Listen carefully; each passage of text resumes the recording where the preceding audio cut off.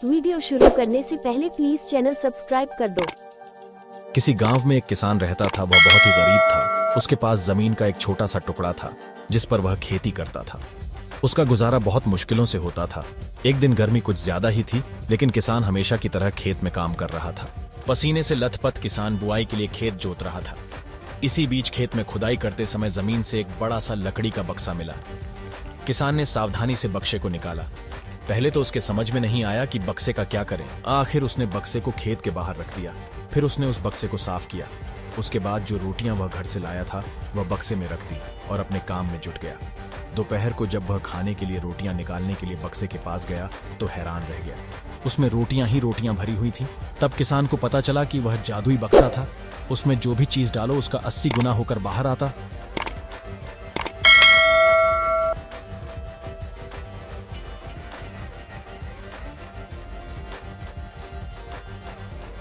जैसे एक मूंगफली का दाना डालो तो तुरंत उसमें से 80 दाने निकल पड़ते। किसान ने खुश होकर खाना खाया और उसके बाद किसान संतुष्ट होकर बक्से को घर ले आया। बक्सा मिलने के बाद किसान बहुत खुश था। उसे लगा कि उसके सब दुख अब दूर होंगे।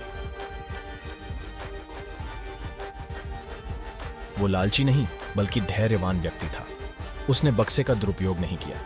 उसे जब भी किसी चीज की जरूरत होती तो बक्से से तुरंत प्राप्त कर लेता।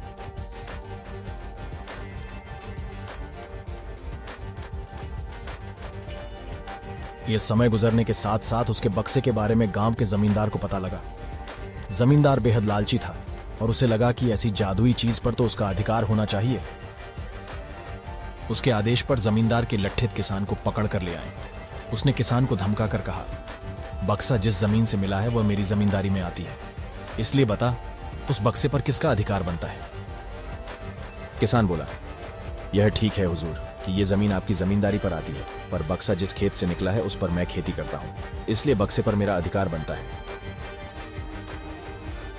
किसान गिड़गिड़ाया, लेकिन जमींदार ने बहुत धमकाया तो किसान ने घबराकर उस जमींदार को दे दिया। बक्सा पाकर जमींदार बहुत खुश हुआ, मगर किसान का रो रो कर बुरा हाल था।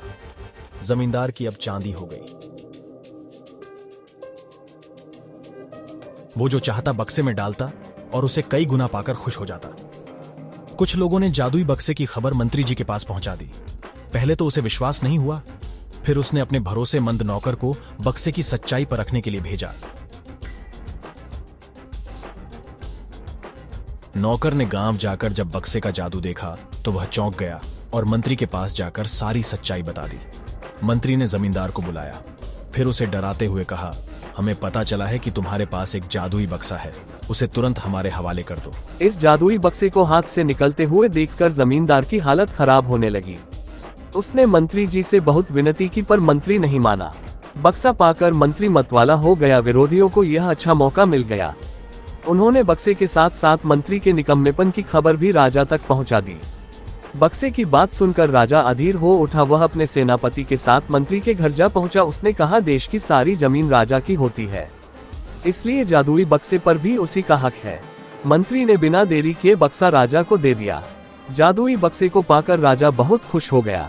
सबसे पहले राजा ने जादुई बक्से की मदद से अपने खजाने को बढ़ाया। फिर राजा को उस बक्से की सुरक्षा को लेकर चिंता हुई। राजा हर कीमत पर उस बक्से को अपने साथ रखना चाहता था।